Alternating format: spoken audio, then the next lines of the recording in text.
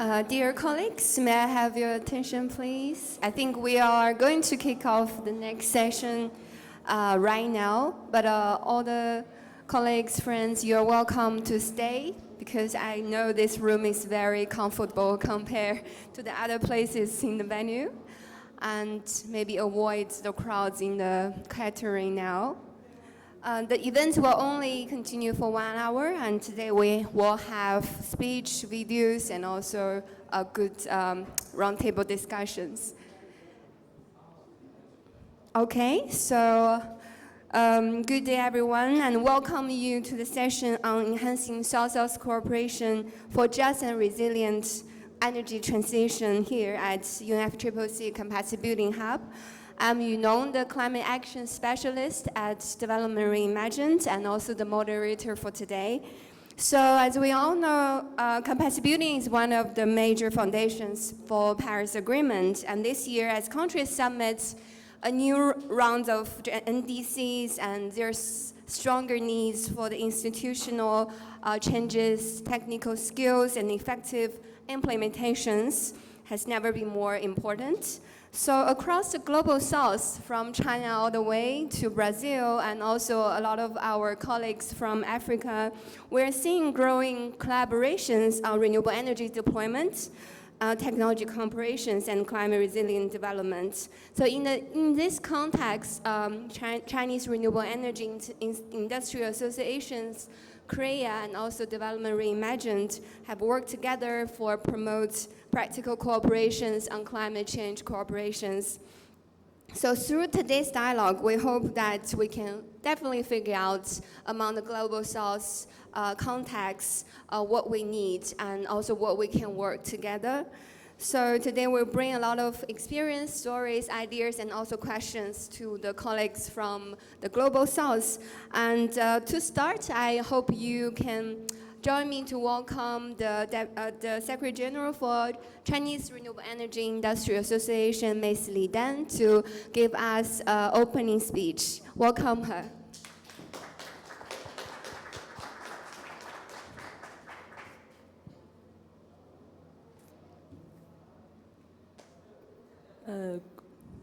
Good morning, ladies and gentlemen. Because my English is not very good, so my colleague will translate for me. 很高兴今天能有机会在 UNFCCC 的能力建设中心，与大家共同开展这样的一项活动。那么我们也非常感谢GEIDCO 为我们提供了这样的一个机会，能够让我们与大家有这样的一个交流平台。那同时呢，也非常感谢瑞纳新我们的这个合作伙伴，共同来完成今天的这样的一个活动组织。Ladies and gentlemen, good morning. I'm delighted for this opportunity to co-host this capacity building hub event. First, we would like to extend our sincere gratitude to the Global Energy Interconnection Development and Cooperation Organization for providing us this great platform discussing capacity building issues with friends from all over the world. We also deeply appreciate the tremendous support from our partner, Development Reimagined, in organizing this great event. 可再生能源政委会呢，作为一个中国的可再生能源行业组织，我们在2012年就成为了 UNFCCC 的观察员组织。那么这些年呢，我们也在不断的通过可再生能源来推动全球应对气候变化。那么我们也非常期待能够应用更多的可再生能源来支持到全球可再生能源3倍目标的这样的一个发展计划中。We are the Chinese Renewable Energy Industries Association. Since the year 2012, we have become an observer member of the UNFCCC. We have continuously contributed to the global fight against climate change by advancing the renewable energy sector. In promoting broader adoption of renewables to achieve the triple renewable energy target, we observed that many developing countries, despite clear intentions to expand renewables, they still face significant challenges in setting development goals, planning implementation pathways, and organizing the execution of the projects. 那我们希望南方国家这些对于目标的不确定性，或者是说路径的不明确性，那么都能够通过能力建设来进行更多的补充，那么也为全球应对气候变化提供更多的支撑。那么对于 CREIA 来讲呢，我们曾经是能力建设的受益者，因为最早我们就是世行的这样的一个可再生能源的商业化发展项目支持起来的组织。那么未来呢，我们也希望我们能成为能力建设的贡献者，把中国的经验分享给大家。I hope that all the barriers that the countries are facing can be addressed through the capacity building support. As the industry association for renewable energy, we have witnessed China's renewable energy sector evolve from almost zero to this current scale. And we, Korea, has benefited from the capacity building since our establishment, and we look forward to contribute to helping others going forward. 那么我们其实现在也在做一些南合作的培训项目。那接下来呢，我的同事卢丽莎也会为大家做更进一步的关于 CREIA 做这些能力建设的一些工作的分享。那么我们也希望未来能够与大家搭建更多的这个合作渠道，共同推进可再生能源目标的实现。In recent years, we have conducted quite some capacity building training initiatives. Next, my colleague Lu Li Sha will provide further details shortly. And we're eager to share all the challenges, all the experiences we have built through the capacity building work along the way. And we aim to support global efforts in achieving climate change mitigation goals. We look forward to expanding our collaboration with all of you. Okay, thank you.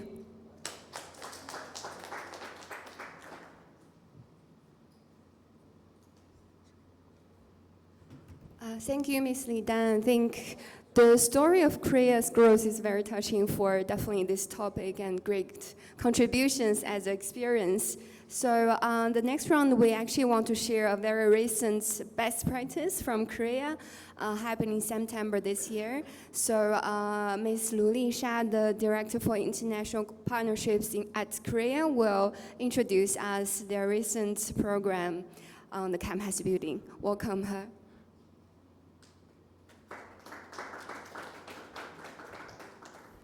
Thank you very much, and good morning, everyone. I'm really happy to be here today and to get, I say lots of old friends and new friends to be here. First of all, actually, before my presentation, I would like to show, I think it's a very good video from our work. Hope you can enjoy it. Yes, please.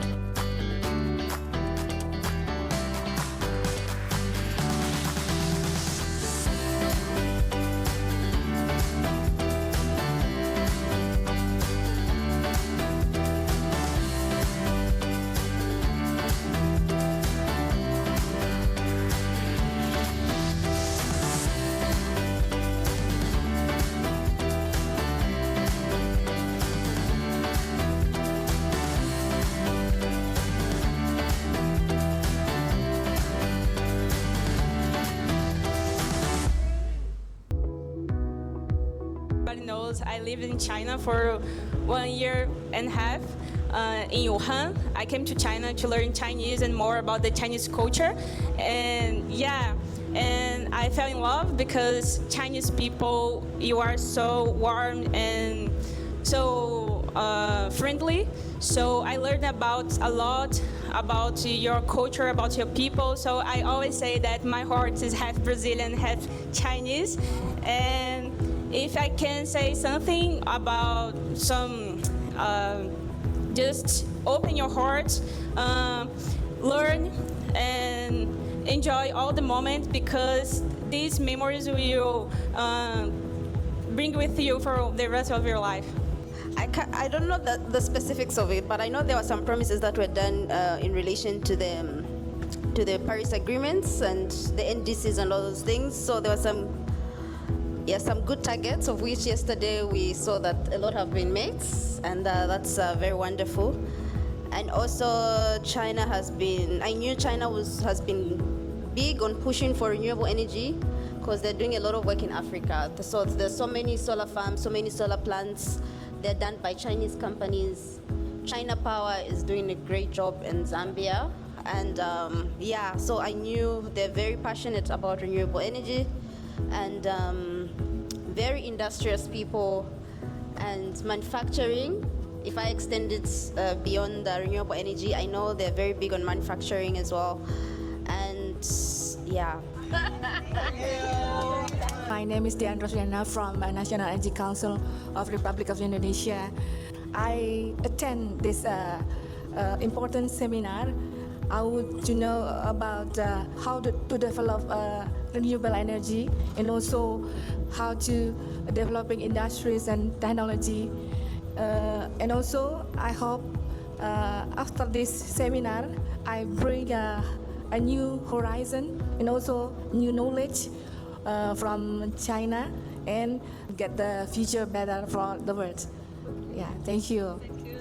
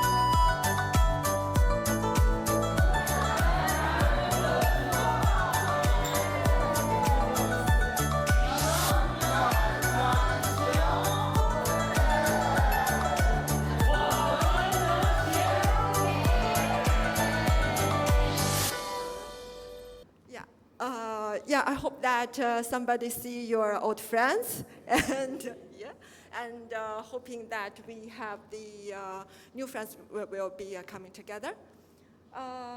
Yeah, I think this is just one video show our activities just in September.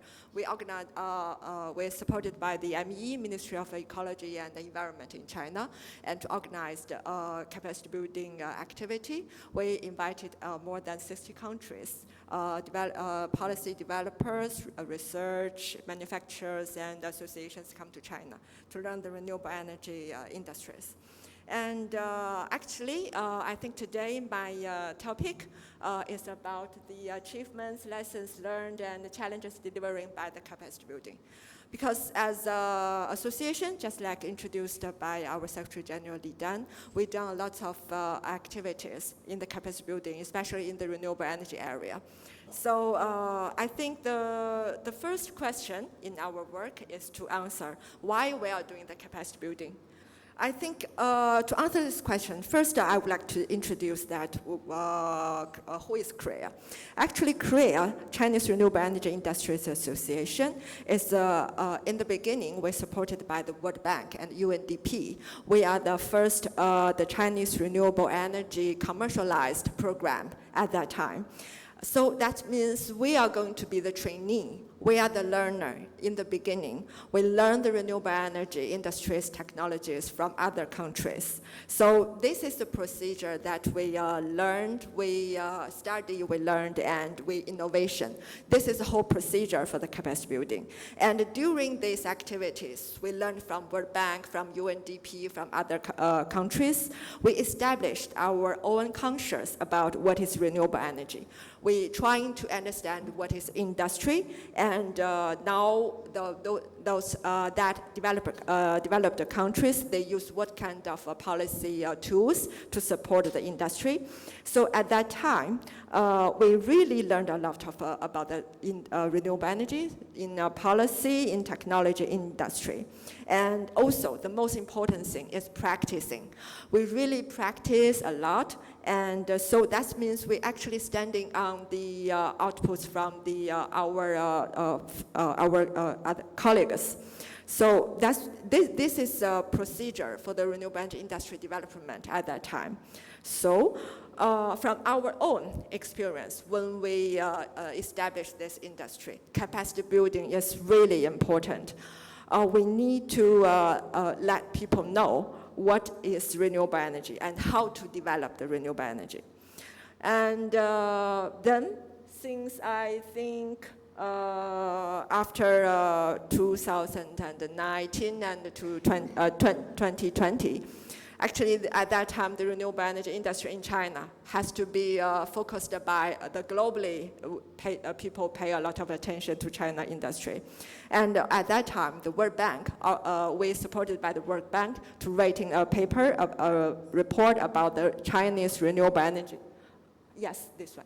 The Chinese renewable energy developing for 40 years to conclude the 40 years experiences about the development. And since 2023, CREIA also supported by the UNDESA, United Nations of the Department of Economy and Social Affairs, and to writing a report is also about the PV+. This PV+ report is also focusing on the PV+ mechanism, the pilot project, how to replicate and how to make this kind of model could be utilized in other countries. So we believe that from the experience from the World Bank and UNDESA, they really pay a lot of attention to the replication and the calculation about those kind of experiences. So that's why we understand that we need to share our lessons, our barriers, and our experience to other countries. And through our capacity building activity, we also, our partners all over the world actually proposed a lot of barriers and questions about the talents, about technology, even the financing.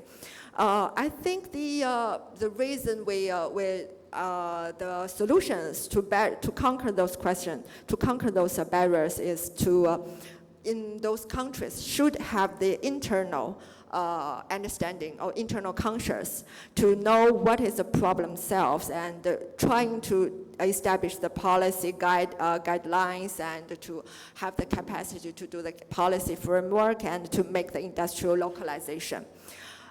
During that time, of course, some of the countries also choose to collaborate with China.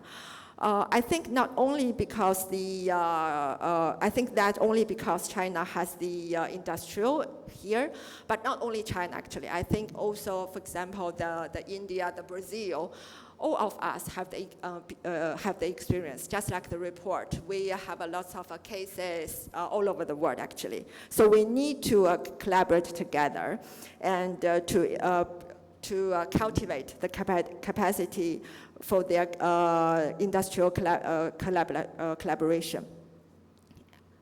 The next page, please. Yeah, I think now I'm going to introduce some of the capacity building we have done. The first is the China-Africa Renewable Energy Investment and Financing Partnership. Under this partnership, we've already constructed with several countries in Africa, in Southeast Asia, and in other countries. We have 3 pillars under this partnership: capacity building, financing, and also the business matchmaking. So this is the first, in the beginning, the first partnership we are going to, we would like to enter this partnership to do the capacity building. And then, supported by the WI, World Resource Institution, we carry out the capacity building for African renewable energy leading talents. And also the Renewable Energy Application Technology Hub for the South-South Cooperation. This hub has already located in Beijing, and during our capacity building, lots of students and other visitors will go to the hub to share in the experience and to learn, to see the practice. And we also have the South-South Cooperation for Climate Change in the renewable energy industrialization and technology training. This training is the video that I'm going to show.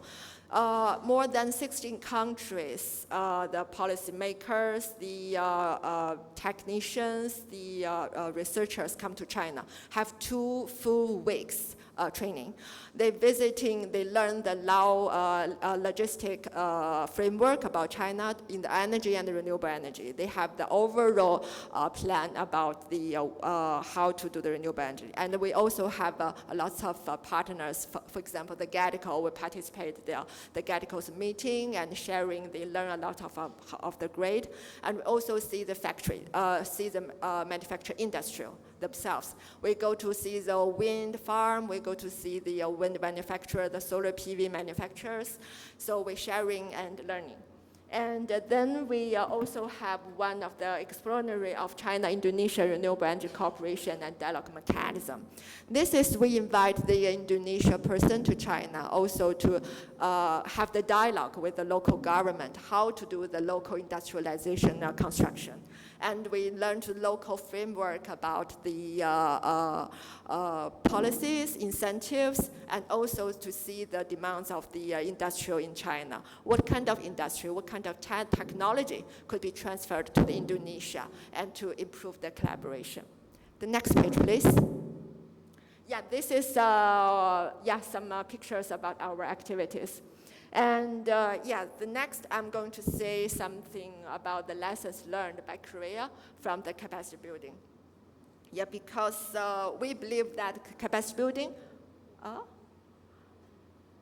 I think the capacity building is kind of a systematic work. It's not only the, just learning or technologies. What we have done for the last pictures I introduced is just only little part of the capacity building, actually. We need to do the systematic design and leading by the authority organizations, something like, just like the United Nations Climate Change Global Innovation Hub. And we think the capacity building hub and also the World Bank, because I think this is our experiences. Learn from those big organizations, learn from, supported by the organizations. So we need to lead by those organizations again and to transfer our experience to others. And also we hope that capacity building have several layers. The first dimension is based on their different roles. We think currently the different countries, not only China, but also Brazil, India, and also those even the Europe and America, we should conclude the experiences.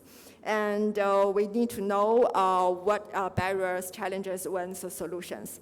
And the second is the demand and requirements. I think we need to together to explore. Different countries have different demand and requirement. To understand the basic, it's not to investment, it's to understand the development basic, because different country has different situations. And we also need to know, for example, the the market, the talents, and then based on this condition, we can design and to do our capacity working job. The conditions is not good or bad. Yes. This is the second, and then is to optimize the training.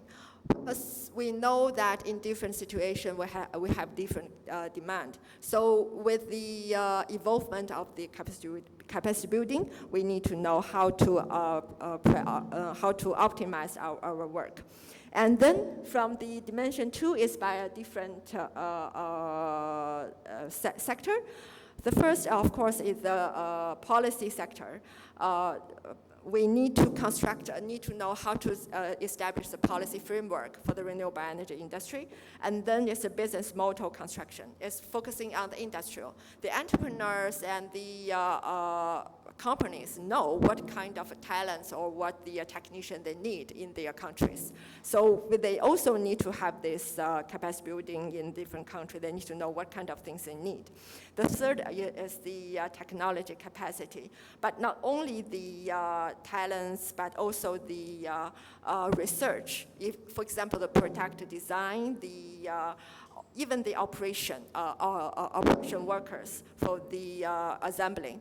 And the fourth is the others capacity, for example, the financing, because I was told by our partner that even the financing is a capacity. We need to get together to finding the financing to the capacity building work. So we need to learn how to do the financing and how to get the support.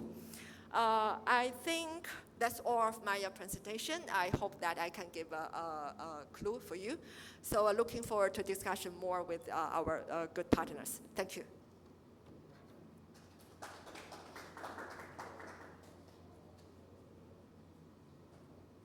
Thank you, Lisha, for this amazing video, all the highlights in China, and for the Global South Fellows, and also a very systematic thinkings of the Global South capacity building frameworks. I think it's really a good start for the last session for today, which is a roundtable discussion. So I think we want to really unpack some of the points that Lisha has touched, especially from the other countries in Africa and Latin Americans, or what they want and what they need. So that's why we have more panelists joining us. So I hope everyone maybe to welcome definitely Lisha to join the panel as the first, and also Mr. Kasim Hussein, Executive Director for Center for Climate and Sustainability Empowerment, and also National Focal Point for Action for Climate Empowerment Environmental Protection Agency, Ghana. Thank you. You can go to the stage first. And also Mr. Kuda Majuju, Just Transition Advisor and Lead on Transition Minerals and Green Industrialization at PowerShift Africa. Lastly, it's Mr. Li Longfei, Head of Communications and Corporations of the GEIDCO European Office. And welcome our panelists. So I will continue moderate for some of the questions we wanted to explore.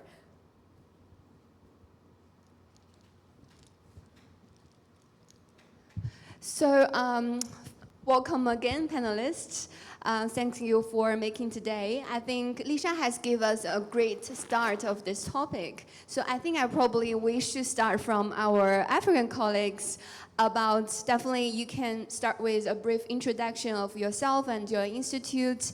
Plus also from your perspective, what's the compatibility meaning for you and what you have been figure out what is important from your perspective, maybe for policy level, maybe for the CSO level. That's Mr. Hussein, you can start to kick off for us.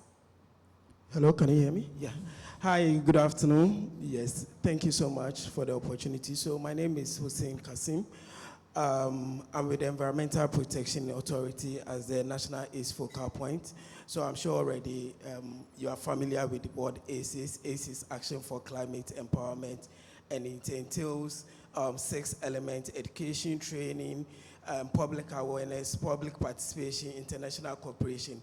And I think all the things you've talked about are linked to the elements of ACE in one way or the other, but then I'll focus on 2 main key elements, which is training and public access to information, because capacity building in terms of training is one of the key things that needs to be done.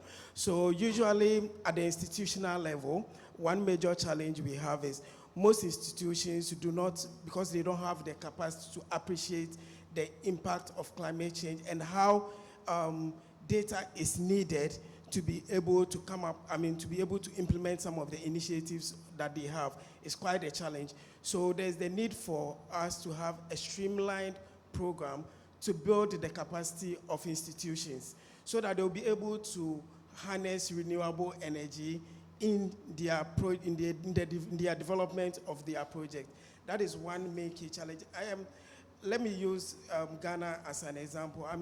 In developing our NDCs 3.0, institutions had it a bit challenging trying to incorporate the elements of ACE into the NDCs, because they do not really appreciate the nexus between what they are doing and then the respective projects that they are doing in terms of mitigation and adaptation.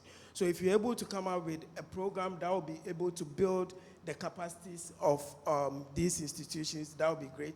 The other thing is data collection, because we don't have a centralized system for assessing data. So you go to each department, each ministry, they are doing their own things related to education, training, public access to information.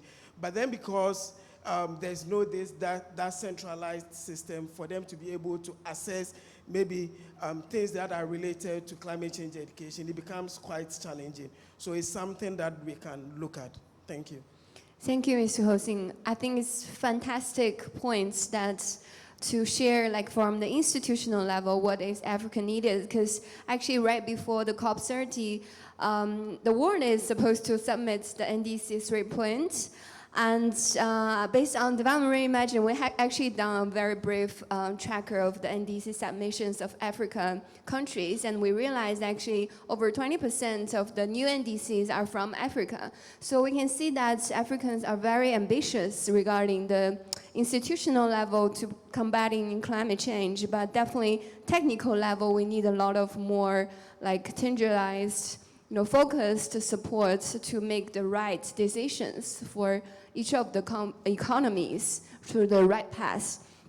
And I would like to also move to Ms. Kuda, because definitely you can zoom in a little bit more, because you are doing a lot of work on just transitions, how African nations can take advantage of the critical minerals into a green manufacturing future for the green Africa. So maybe briefly about Power Shift Africa, and also what's your stance for capacity building?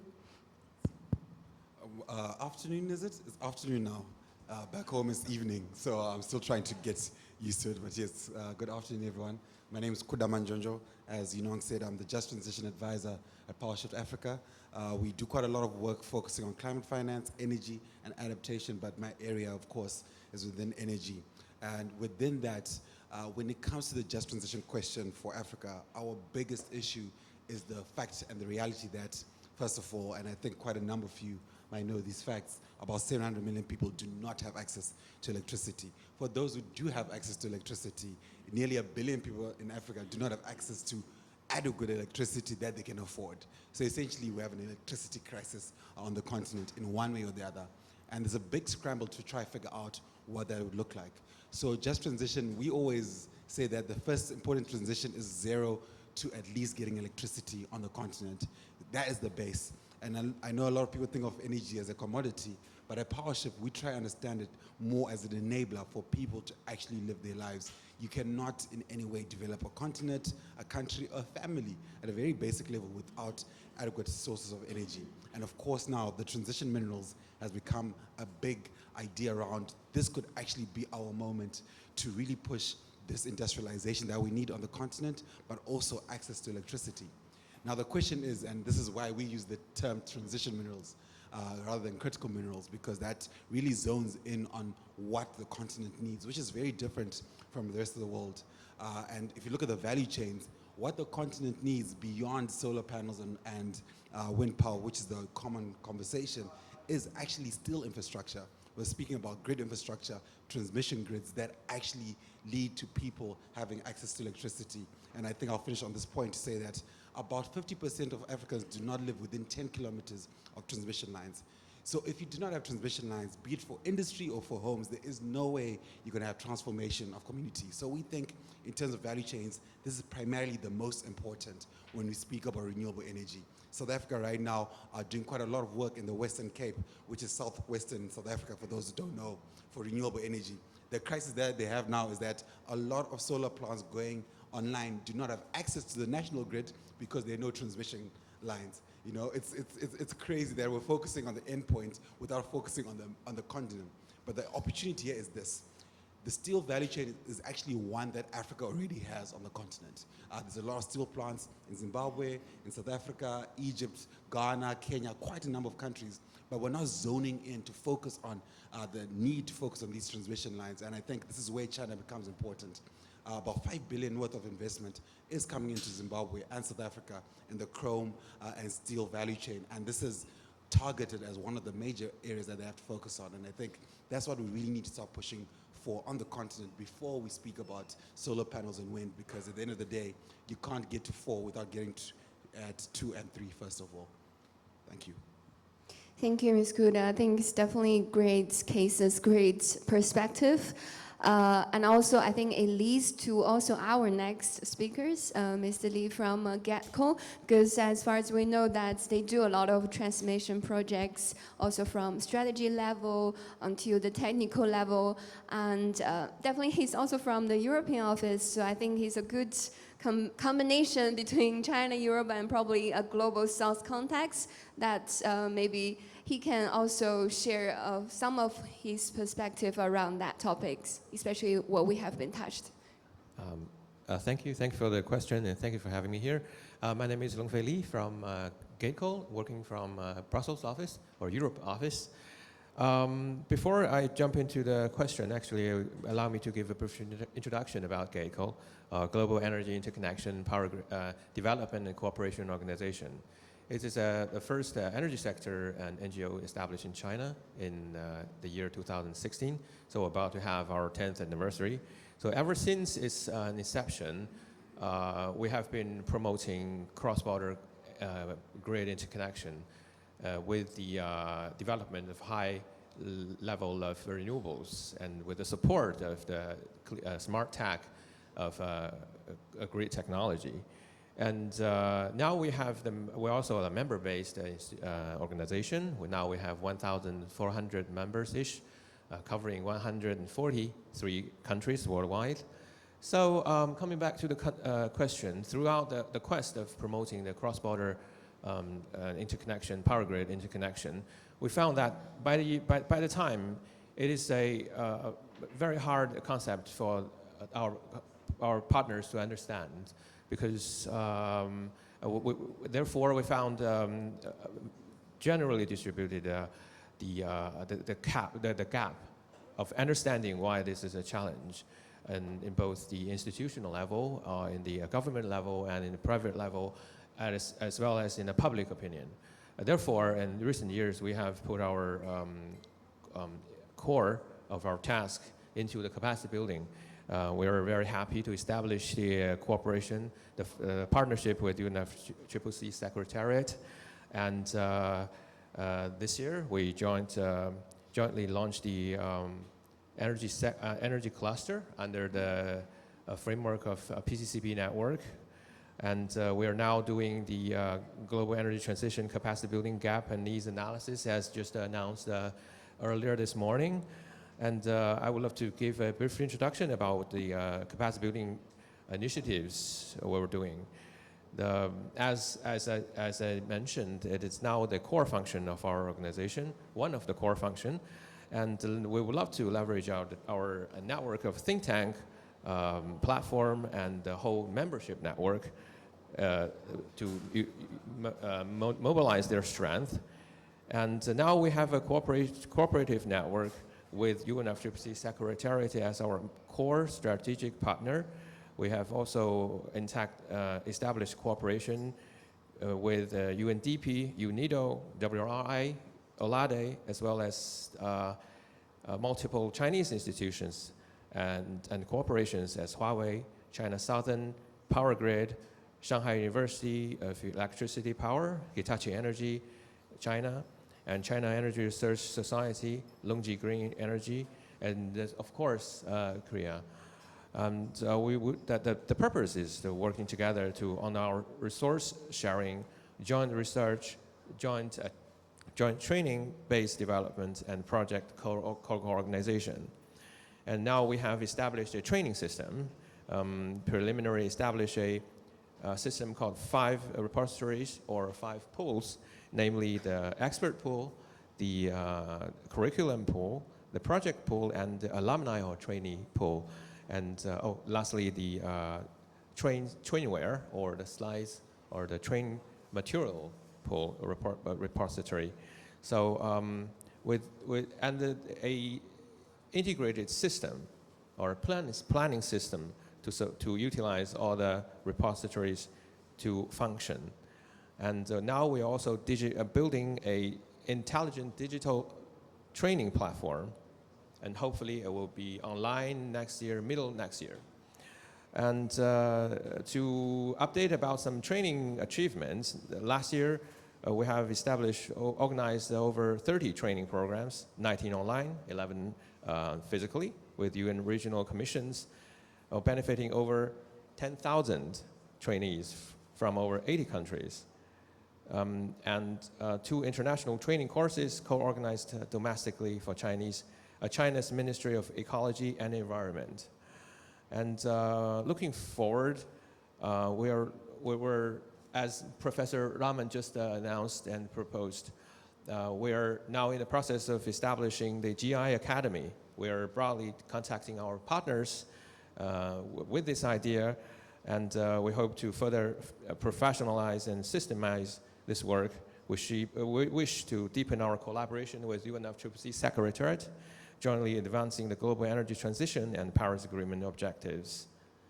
That's my input. Thank you. Thank you, Ms. Lee. I think very fruitful sharing. And apparently, I think based on GEIDCO's practice, CREIA's practice, I think apparently there is a strong willing from China's side to share the experience and to really create and even so-called invest in the capacity building in the climate change or focus on the just transition, renewable energy access topics. And also we heard from our Africa colleagues about what they need from the institution level until very industry-focused level, very like scenario-focused level needs.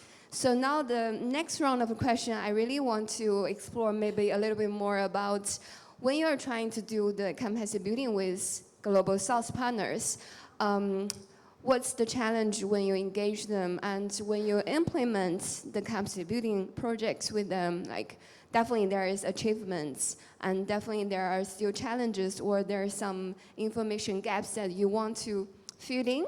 Like, if there's another time what you want to do better when you deliver that, I think that will also goes to our African colleagues again about when you're engaging the partners who are willing to offer capacity building, what's the best practice or best approach to engage them? Yes, Lisha, please. Thank you very much. Yeah, I'm very pleased to be here to answer these questions, because as CREIA, just like I introduced that, we really carry out a lot of capacity building activities, and we really learned a lot from those activities.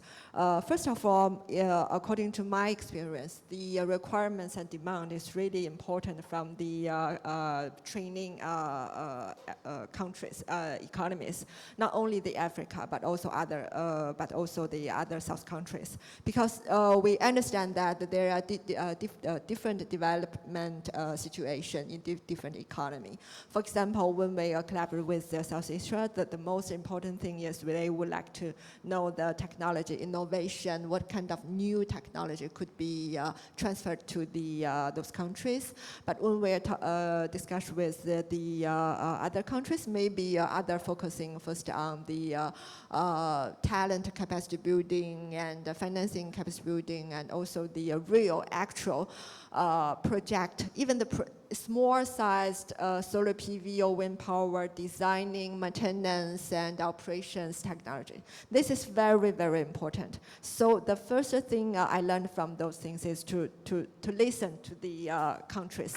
They will show their demands and requirements clearly, what they want. So this is very important. And the second thing I think is the time.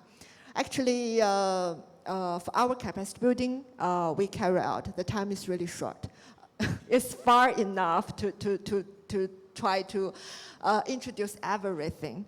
Yeah. Even though the 2 weeks training, it's just like we take them to everywhere, to the manufacturer, to the conference, and to those communication areas. But 2 weeks is far enough. So we need to have a new kind of mechanism, tools, or the, any kind of the platform that we can continually to put our experience on that platform and sharing with the world. So the time is another thing, because people need to learn gradually, and so the time is really important for them. And I have to say the third is the financing. Yeah, even for the capacity building, we need the financing support. That's why actually I mentioned that we hope that the leading organizations, for example, maybe GEIDCO, maybe, yeah, maybe. Start fundraising now. Yeah, and also maybe the World Bank and the those UN organizations should support this kind of, I mean, not support China, actually support renewable energy, not only China, but also the other countries. Is, for example, the India, the Brazil, actually, they have their cases, they have their pilot project, could be shared to others. Yeah, I think currently, so I think the financing is also important, because currently we are financed by the WRI, by the UNICEF and other organizations. But that we learn, we think this is very good mechanism. Yeah, thank you. Thank you, Lisha. Good proposals, and also like a prepare ahead, and also like a longer term of capacity building, not just like weeks of visits, right? It's like should be like terms and terms. Yes, and also financing, definitely. Okay, and our African colleagues. Yeah, thank you. I think one thing I would hammer on is lack of demo sites. Yes, I mean, capacity building is good. You do the capacity building, and then it's very difficult to relate to whatever is being talked about. But if you have demo sites, let's take it in Africa, so it makes it much easier, because if you are talking about renewable energy, you are talking about battery, you are talking about inventors. Even though you've theoretically built the capacity of people to appreciate that, but then if there are no demo sites for them to see by themselves, then it becomes very difficult for them to relate. I think China has developed more because of this, because you have demo farms that, demo sites where you are able to take your students or people you build the capacity to go and look at. And I think that's one thing that CREIA is doing, which I think is very good, because most capacity buildings would have probably been done online, but you've decided that no, because you want them to have a feel of when you mention of an inventor, what an inventor does, and then so you take them to the site to look at it. If we can replicate such a thing back in Africa, that would be much easier. And also, I mean, looking at the cost involved, because you're looking at South-South cooperation, looking at the cost involved, taking just some few people to build their capacity in China, if you have a demo site in Africa, it makes it much easier to build the capacity for a lot of people within the sub-Saharan Africa. Definitely finance is one of the key things. We've all experienced that because we're currently implementing a project with, I think, CREIA through the support of Kwanju Renewable Energy, and we are trying to establish demo sites in Ghana, but the challenge has been getting the funding to be able to set up those demo farms. Thank you. Thank you. I think regarding finance, there also might be another narrative or mindset. It's not just like donate money for some good things. It's actually invest. For example, if a private sector company is going to the African markets, they definitely need a local capacity who can work together, who are able to work together. So that's supposed to be the motivations of doing capacity building or investing in capacity buildings. That's, I think, will unlock a lot of potentials for both sides to continue. Yes. It's Kuda. Yeah, I just want to add to show where there's some connections here between China and Africa. And if for those who might be following FOCAC, which is the Forum on Africa-China Cooperation Agreement, China specifically committed to financing interconnectors on the continent through the Continental Master Plan, which is Africa's energy plan. The reason being, a lot of Chinese investment was struggling to get electricity access and energy access, and they said, it's worth it for us to do this. This is a win-win for both of us to support the private investment from China, but also to support African growth. And I think bringing it back to where we are here at COP30, currently speaking, in the Just Transition Work Program, there are discussions that have been taken up by the G77 and China to support what is being called the Just Transition Mechanism. What this is, it would be basically the first global mechanism that actually allows all countries to basically get knowledge sharing, capacity building, as well as, of course, hopefully financing to support just transition efforts that are happening. Currently, everything is everywhere. You know, and I think you gave great examples where there are projects there, but there's a lack of knowledge where these things are happening, how they're happening, and how we can learn from them. So having a global mechanism that actually allows us to work together is really what we need to try at least leverage the knowledge that we at least have. So that's very exciting, and I think it'll be important for those who are here to keep up with those negotiations and to see why they're so critical for the Global South, especially for South-to-South cooperation. Yeah. Thank you, Kuda. I think it all goes to the, recently you are really on burden of all the challenges we've been mentioned. Also probably, I think you can maybe based on the GEIDCO's practices, also maybe your next plans, which can also help us to look ahead for the future of, on the capacity building fields, how we can solve the challenges and deliver it, and together win-win. Yes. Thank you for the question. So allow me to tap into this question, focusing on the transition, focusing back on the transition itself. So energy transition at its core is the challenge to the power grid. So when it comes to the developed countries, or to some level developing countries, but in an advanced way, they are struggling with shifting their power system, power grid, into coping with the high penetration of renewables. Just in yesterday's event, I was talking to some TSOs from local TSOs. They're struggling with increasing their investment, shifting their power grid without being compensated.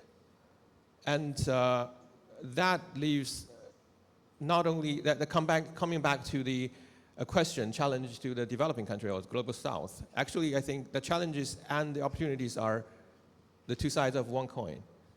As a matter of fact, developing country is in this phase of still developing. So therefore, their electricity demand have a potential to grow. And we're working with the power grid as a highly regulated assets. For those companies that cannot get extra or additional electricity delivered, they're really struggling with the additional investment. But for the developing country, they can always find a way to get additional electricity demand. And during that process, it is a perfect opportunity for them to tap into renewables and in the meanwhile, upgrade their power grid. Or even there is no power grid at all. They can build it from scratch and with a new concept of it. And that is what we have observed. And coming back to the topic of capacity building, first, what we're doing is sharing knowledge, sharing the good practices, sharing the solutions. They're all could be contributing to the global south when there are no existing very large amount of assets there for them to digest. So next step with our GEI Academy, all together with our partners, that will be our focus. And not only, of course, the technician and the technological exchange is important for developing countries to have enough manpower to facilitate this transition. And in the meantime, we also need a shift of our regulatory framework. And that is also another direction that we would love to try. And thank you. Thank you, Ms. Lee. I think regarding times, I think we will have to close today right now. And also I see a lot of colleagues for the next session already here. Thanks for waiting. But I think based on today's exchanges, I would say capacity building is not about like who gives who or who asks for what. It's more about exchanges, sharing, and it's aimed for a win-win progress, right? Win-win outcome that we both share to have. And we definitely look forward to like more future practices. We keep talking, so it's not like just 2 weeks of visit. So we deliver it every day and we work every day on that so that we're gonna really reach that just transition together and the climate resilient future. So applause to all our panelists and thanks for today. May I ask if any colleagues can take a family photo for us? And for the controller, please have the last page. Yes, thank you.